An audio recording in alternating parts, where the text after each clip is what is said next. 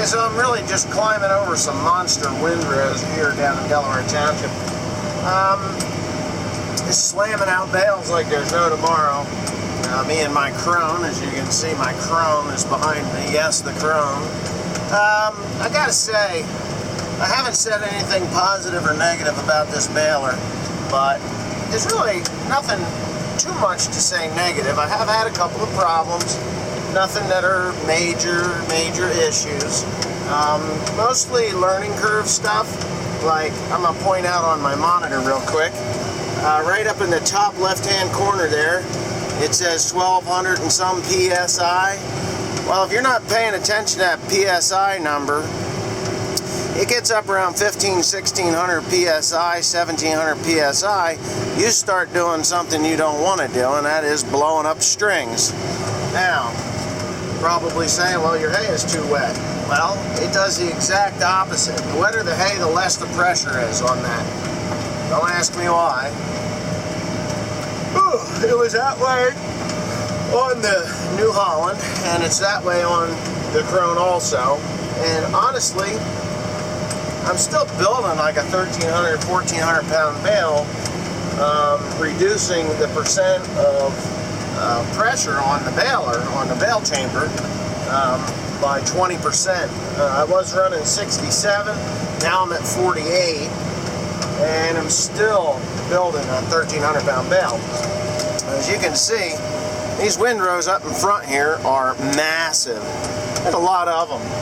I've been normally running at about 7-8 miles an hour baling, and I'm pretty sure I could go faster, but I'm not going to push it, because you know what? Sometimes slowing down means you're going to get done faster.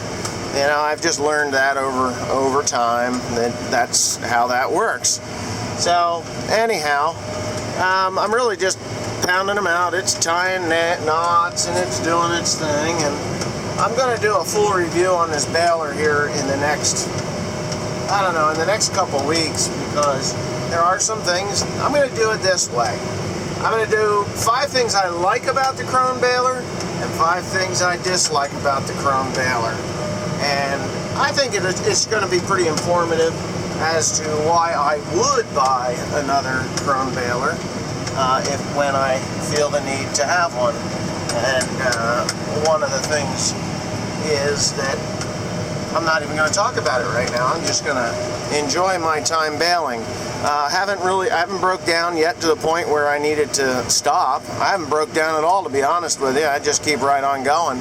Worst thing that happened was I caught a spool of wire, but most of you saw that on Instagram, and it wasn't that big of a deal. It just took me 4 hours of clipping. I got my nephew with me today, and he is going to be climbing on board here. I don't know why he needs to be here, but we'll find out in a second. You need my knife? What? Do you need my knife? No, I couldn't find any strings. Oh, they're under there. They're under there. They're probably underneath it. Underneath it. Well, that's what's going to happen. Well, I'll tell you what we'll do. We'll just finish baling. I think I got my pressures under control here.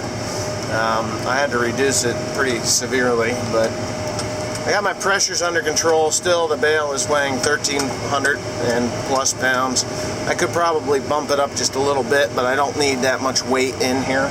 These bales will be okay at that weight. You see, I'm moving right along. I'm getting about 2 bales per windrow.